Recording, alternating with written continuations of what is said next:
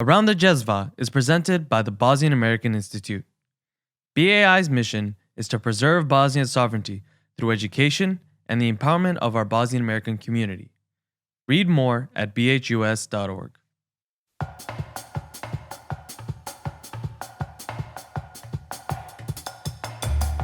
From BAI, this is Around the Džezva, a show about Bosnia-Herzegovina, the problems of today, and the solution for its future.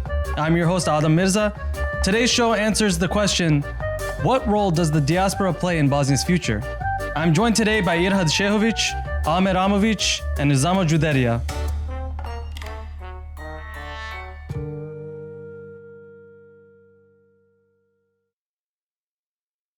For a long time, our youth in Seattle have noticed a stigma that came when talking about the health of Bosnia as a nation.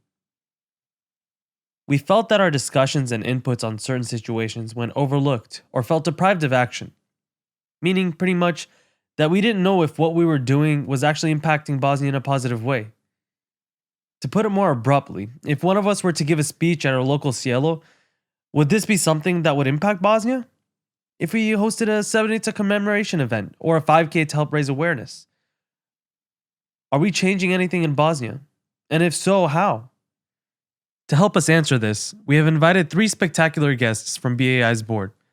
Irhad Shehovic, a Harvard graduate who recently moved to Seattle to pursue a career in finance.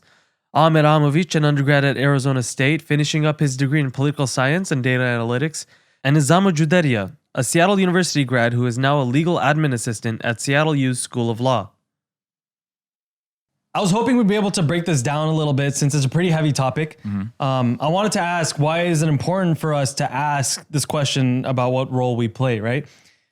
Basically, what are the elements that you could see being improved from your vantage point? And I want to go to you, Ahmed, first for this question. So I think one aspect that's kind of needs to be established is in terms of how are we binding and kind of intertwining our role between the motherland, Bosnia, and where we live outside of Bosnia. Because ultimately, the term diaspora right now, you look at it as people that left in a certain time frame. But now, when you look at the people that are leaving Bosnia, it's not just people that left during war. They're leaving for other reasons.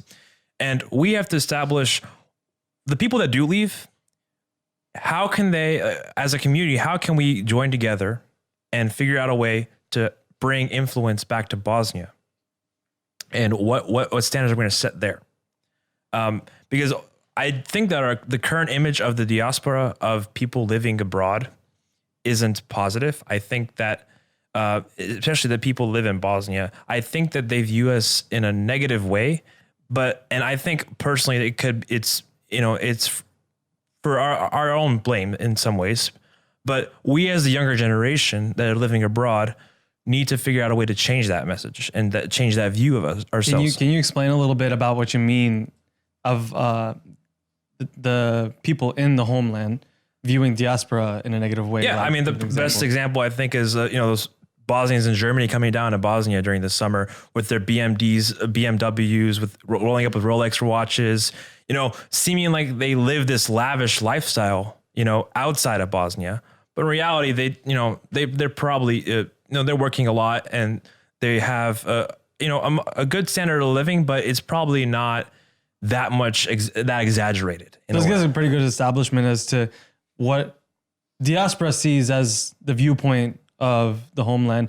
Nizama, I want to go to you. What are sort of the elements that you see being problematic so that we have to establish why we have to answer this question of our role? Yeah, so I definitely agree with Ahmed. We have two waves of diaspora. We have ones like us that came during conflict and post-conflict. And now we have a wave of diaspora coming in terms of after the economic stagnation that is still occurring. And within that, you have kind of a one circle of understanding of who we are now as diaspora, why we came here. And we are starting to establish ourselves.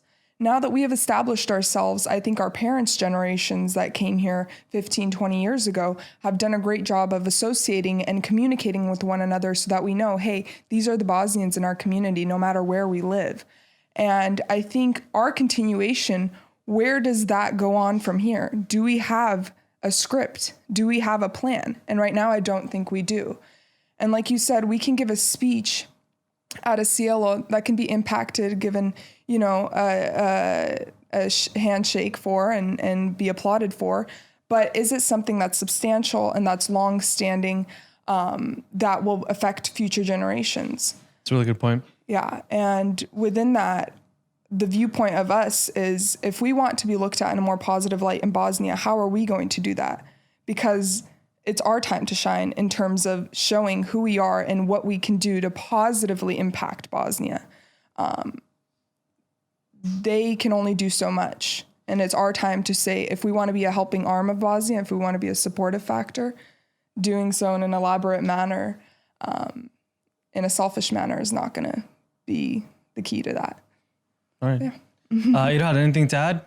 Those were great points. First of all, Adam, thanks for inviting me to your show. Yeah, no problem. Thanks for having Glad we're having. Glad we're having. Not to be rude here. Kidding. I'm glad we're having this conversation because I think Bosnian diaspora over any other diaspora, any other, no matter what country they're from, we're in a very unique situation where we left a region that's just known for being, the powder keg, where the term balkanization came from, right? Mm-hmm. And so, to the point of that Ahmed made about how diaspora portray themselves, it's the reason that they come back in BMWs and Rolexes on their watch is because they have the opportunity to do that, right? It's because they live a higher standard of living, because they were lucky enough to leave places like Srebrenica and Istočna Bosna,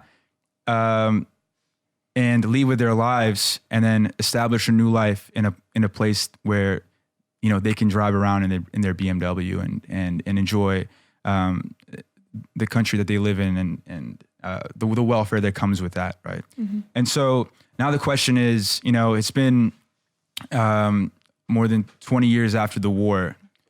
What are we doing now that we're established, and now that we have income, and now that we have an education? What do we do with the things that we've been basically blessed with, right? And so I think about this a lot, and this is the work that we're trying to do with the Bosnian American Institute. One of the projects that I lead is the Bosnian Language Project. That both Nizam and Ahmed are a part of, where we're trying to, build a language guide, make sure that people don't forget the language that, that they came from, and that has their history and their culture in it. And that's just like one initiative that we're taking to,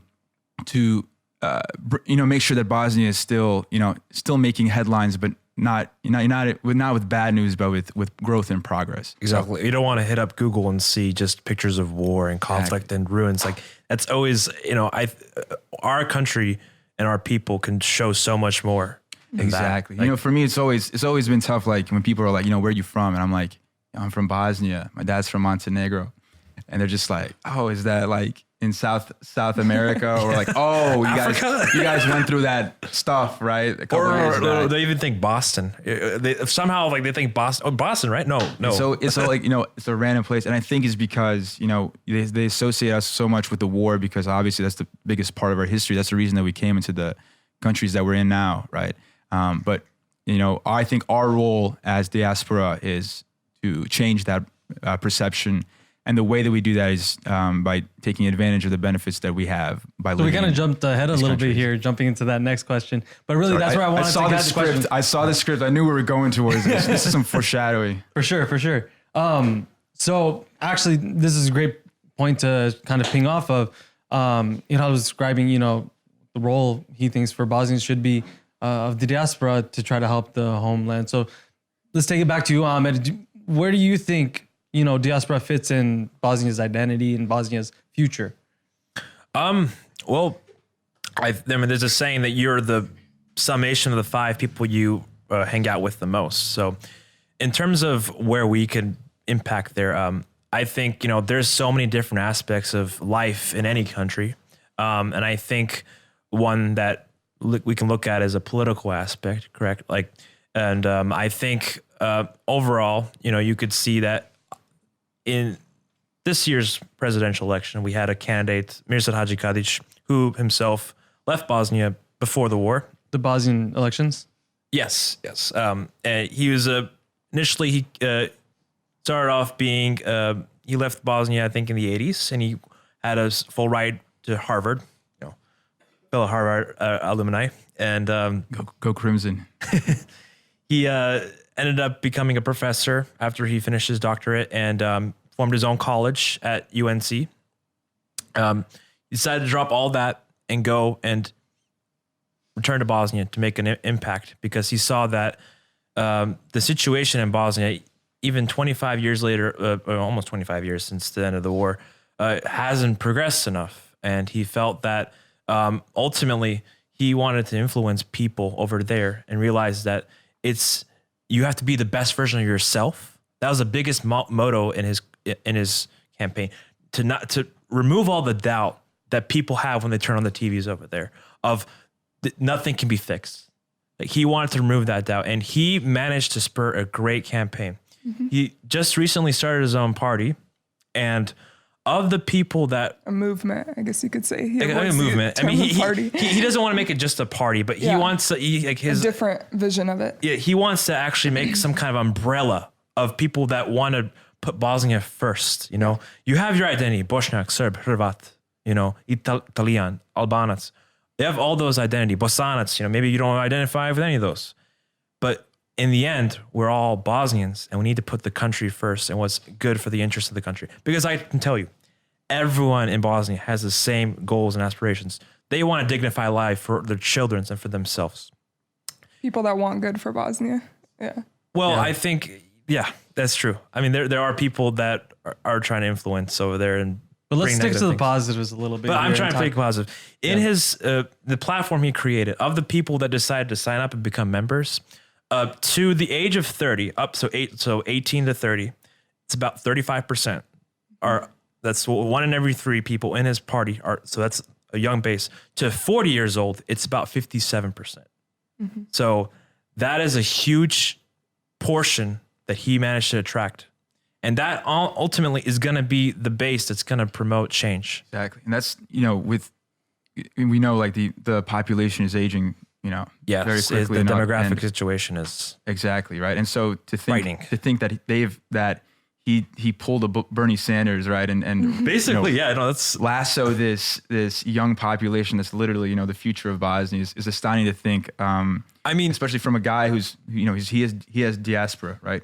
Yes, he is that generation that's going back, and the moral of this podcast is like, you don't have to go back and run for president, right, or sit on TV stations.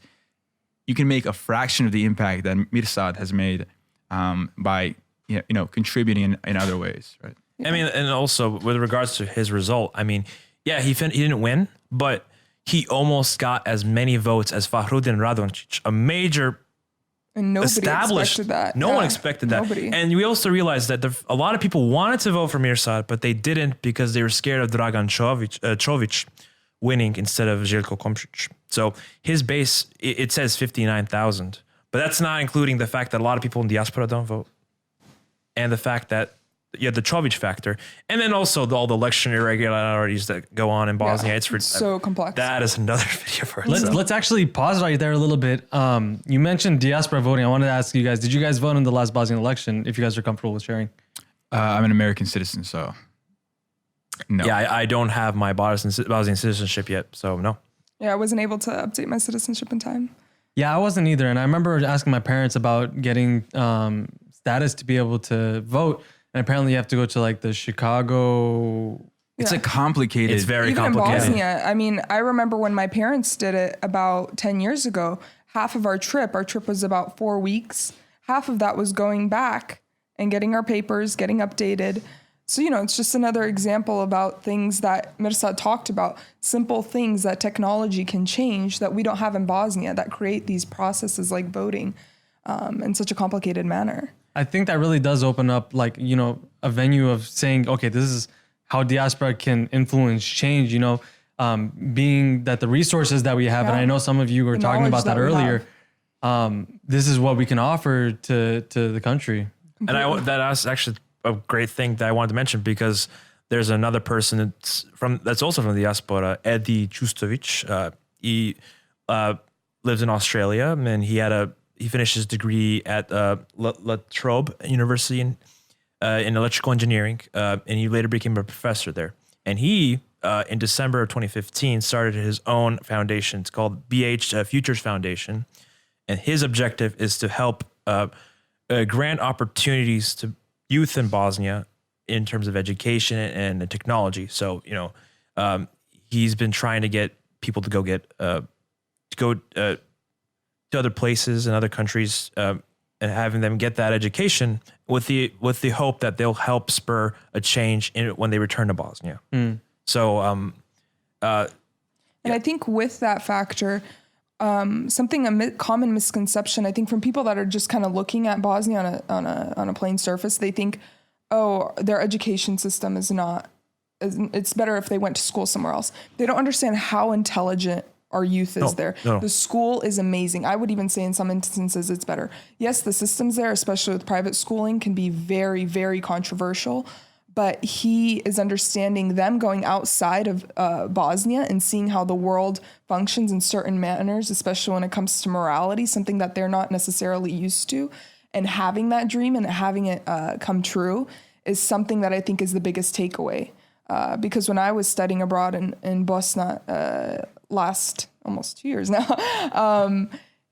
when I spoke to Omladina that went to Ireland, UK, even the US, their perception on Bosnia's future was much more positive, because they knew if others are doing this around the world, just because it's happening right now doesn't mean that we can't be catalysts for a better future. You're saying Bosnians that studied abroad. Yeah, so they got a stipendia, or they had a family member that they were able to study there for some period of time. You're saying because they experienced the world outside of Bosnia, they realized that Bosnian situation isn't as dire as people in the country. Like outside of the classroom had such a big effect on them. Here's something that we have to keep in mind, right? Bosnia, I think, still has the world's highest youth unemployment rate. Yeah. There are some kids that are lucky that get to go to college, right? That make it to the point where they have the ability to study abroad, right? And for them, it's fine for them to go spend a summer in Australia and come back and say, guys, the world's great. Like, what's so wrong, right? But you have to keep in mind, the 40%. I don't know the exact number of youth unemployment. It's something ridiculous, something like 30%, right? Or they don't even see a point to going to school because they know, hey, where's my job guarantee? I can get a master's. I can get a PhD. That's the thing, right? For them, it's like, hey, also, a lot of universities in Bosnia, the accrediting system is also it's up in the air too, because a lot of people that leave Bosnia to go to a different country to work with a Bosnian diploma sometimes have to do additional certification. So the point that I'm trying to make is that Nizam, I understand how someone might say that's okay, but we also have to keep in mind there's children that are starving, right? There's people that are having to hustle and do stuff on the side, and so for them, it might seem like there's nothing that they can do, right? That everything's out of their power, that the government is corrupt, right? And so I think it's our role as diaspora to say, hey, think about what makes you Bosnians, right? Think about why your country is so special. Think about, how beautiful the cities were and how beautiful our dances are and our music was and still is, right? And use that to kind of project how we will be in the future and to inspire not just diaspora, but all Bosnians around the world to come together and rebuild this great nation, right? Yeah. And just one last thing. I like that you stated that, because there's this literally trivial dichotomy within Bosnia. You have people that are like, let's not talk about the negatives. There's so much potential here, and there is. But we have to remember there are those, just like in the US, if you are at a certain economic standing, it can be a poverty trap. And you cannot, if you don't know the right people, know the right resources, you may not be able to level up. And in Bosnia, it is at an even more... The whole country is a poverty trap, right? Corruptive state. Exactly. To where you don't even know, like you said, if you get on the other side of the table, will that change anything? Yeah. So that's where I think that Diaspora breaks that dichotomy and says, hey, we have something new and we're going to supply it from every aspect. Not saying that we're any better or any different of mindset when it comes to intelligence, because that's not the case. It's just the lived experience. Opportunity. Yeah, That's the the difference, opportunity, the right? resources that And we the system we have live in is too. just there. It's kind of like that shining light at the end of such a dark tunnel we've been living through. The system you live in is so crucial. Like, not even just like in an economic standpoint, like some of our, like, you can relate it on a sports level. Some of our best athletes developed in other countries. Like, And that so the reason that happens is because physically, right? Like the proportion of people that are bound to be good at basketball, right? It doesn't matter what country you're born in, right? It's kind of your genetics. And so that's a really good way of saying, look, we're all the same. We're all born the same. And it's about the environment you're institutions and the environment that we grow up in that we get to succeed, right? that's like the point I brought up earlier about the 5 people you hang out with the most that influence you. What happens if I only have 2 friends? Hopefully they're really awesome friends, man. What if they were Bill Gates and Jeff Bezos? That's all the friends that I need. I guess we're set for that discussion. And then, Bosnia looks really bleak right now, but I want to bring attention to Rwanda right now. Rwanda also went through genocide around the same time period. But right now, Rwanda is actually one of the quickest growing economic countries in Africa. A lot of companies are investing in Rwanda right now. And, Is it mainly China? No, actually, there's a lot of Western companies I guess too. I should say that. They've done a lot of reforms in their own government to promote, pro-business stuff, which ultimately, that's a big issue in Bosnia. There's a lot of people. Do you think about the way Rwanda dealt with their war criminals? For example, the way they dealt with their past is so dramatically different in a certain sense to Bosnia. They're much more open about it, actually. Let me also, I'm just going to play devil's advocate for the rest of this podcast, right? Go ahead. We have to remember, like Rwanda, there's one categorical difference between Bosnia and Rwanda, and we have three different The people, historical three impact. different peoples living in Bosnia, right? And so for Rwandans, going back, Tutsis and Tutsis. you're going back to the same people, same ethnic group, right? And this is also religion we are talking about. And religion as well, right? And so for us, the major difference between us and them is that, we have 3 people that we need to satisfy, 3 different religions that, have their own goals. And so that's. I also think historically, the way our country was made in terms of how it's been expressed in schools through generations, the level of ignorance versus the level of truth being shared is so disproportionate. And that adds fuel to the fire like mad. I think this might be a good time for a little sponsor shout out. Bosnian American Institute's very own Irfan Mirza wrote a book to sort of holistically show the history of Bosnia and Bring it Herzegovina up. with hundreds of sources and research done over 4 years. Ahmed, could you grab one of the books and show it up to the camera real quick?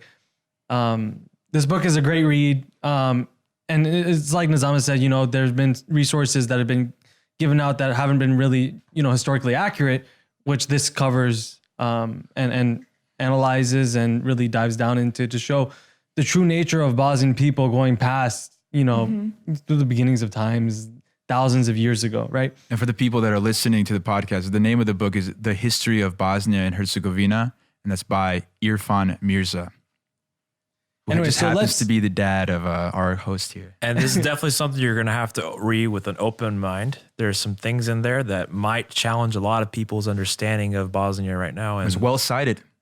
yes, well cited. Everything is cited in clear. And it's a good read. But let's drive back to this topic about diaspora. A lot of the, ideas about the roles that we play in seem to really stem around the idea of money or going back to give, That's a good question. right? So for those who can't give their time by going back and actually committing their lives to Bosnia, like Edi Čustović or Mirsad Hadžikažić, or if you can't invest like Edi Čustović did, what are some other ways that the diaspora can apply? Because, mind you, these are relatively successful people being able to give their time and making such a giant impact. So I was wondering if you guys had any ideas, I guess, for more the layman, an everyday life possibly. Irhad, let's start with you on this one. That's a good question, because when people think about giving back to Bosnia, they think about sending money to relatives, right? Or physically going there and volunteering, but not a lot of people have the opportunity to do that. I mean, what was the number? What was the percent of GDP of Bosnia's GDP that's fueled by outside income? Yeah, it's about, so I'm thinking about 3 billion marks get sent a year, which is about 12, 13% of the GDP annually. Okay, so 13%, 3 billion maraka, like goes back from the outside back into this country. To think that's 13% of their GDP and they're relying on that, like it's insane to think about, right? Not to mention international organizations. And we're not even counting the aid that they get from international organizations and from alliances and things like that, right? And so, like, a country cannot survive off of other people's income, right? Yeah. And so this is a debate for another time on how Bosnia can change its economic system to help its people, and it's a very difficult topic to talk about, right? But in looking in your question about how do we help when, like, not just by giving back financially, let's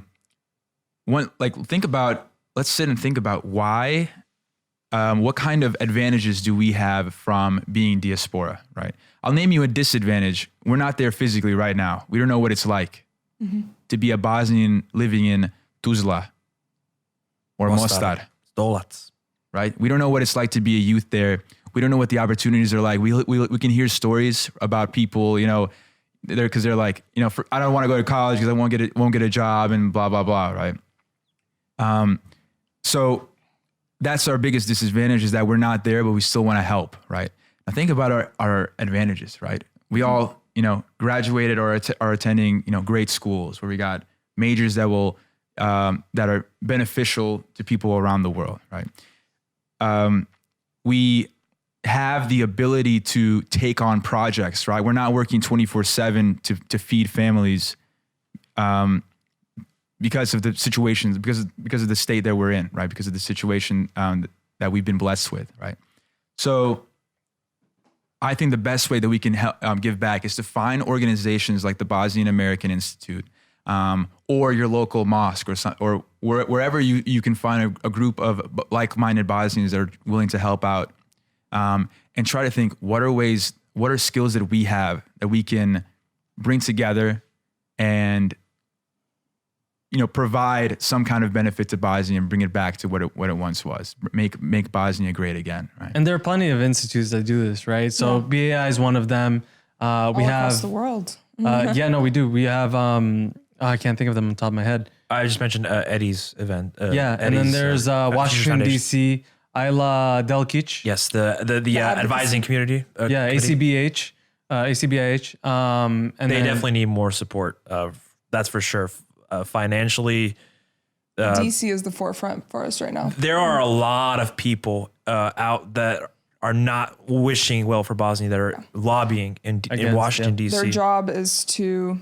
In any case, there's a lot of local institutions in America, in Germany, Australia, wherever Diaspora may be. I know, like... A cultural association. If not a mosque, there's a cultural association. Yeah, even just going to your local focal group, learning how to do culture. It doesn't have to be religious, right? Like, it doesn't have to be a religious organization. You don't have to be, super religious to be helping out Bosnia. Whatever your right? muse is. That's exactly whatever floats your boat. Whatever you think that any way that you can help benefit people. There's people are always looking for volunteers for these organizations.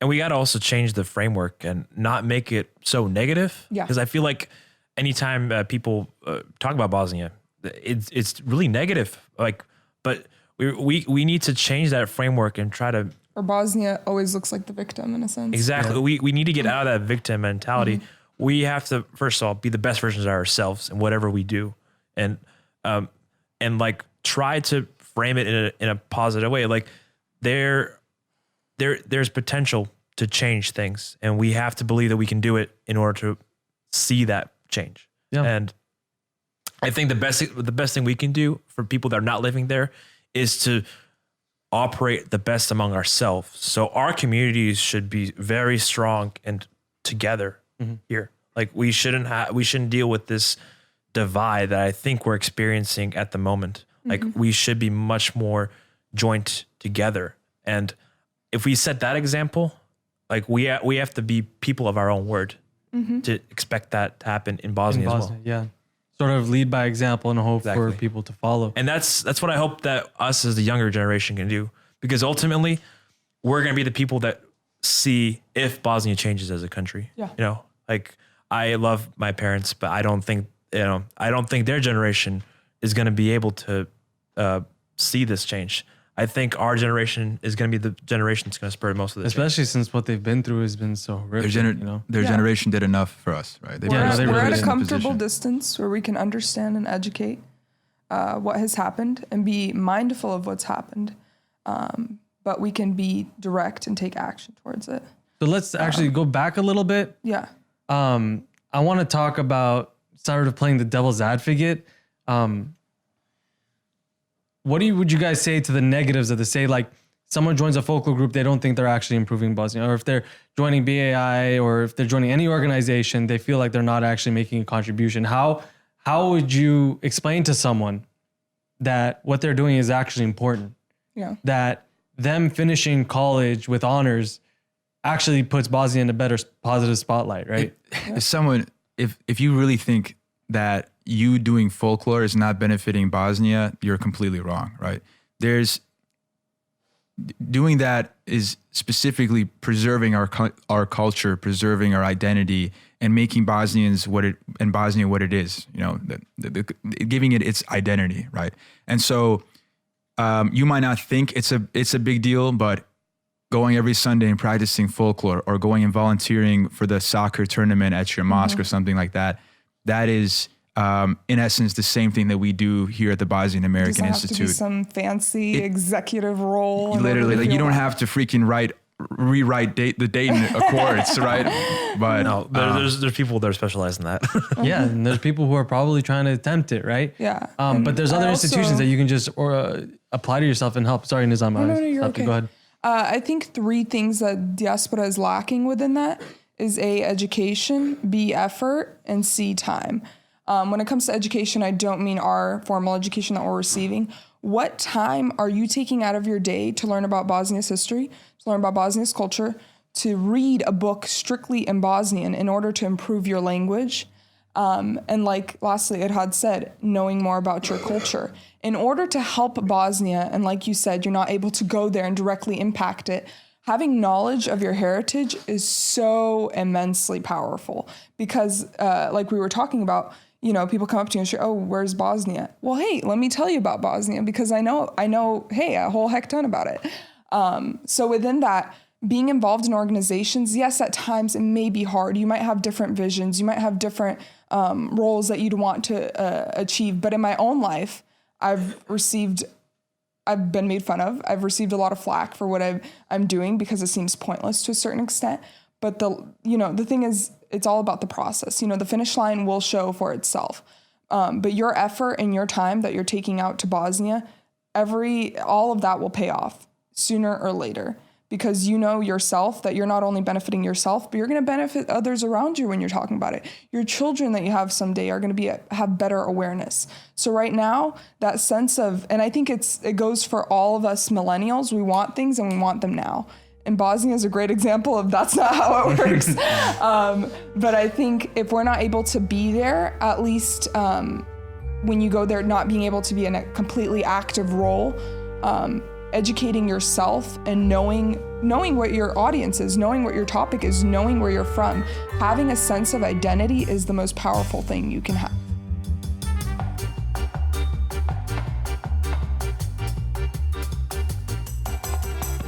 I'd like to thank our guests, Amer Amovic, Nizama Juderia, and Irha Shehovic for taking time to talk today. A big thanks to our sound production engineer, Shamsuddin Mustafic, and the team in the studio, Aida Hajdarovic, Haris Tufekcic, and Vedin Muratovic. Our music today is by Gunnar Jonsson. I'm Adam Mirza, and you've been listening to Around the Džezva from BAI.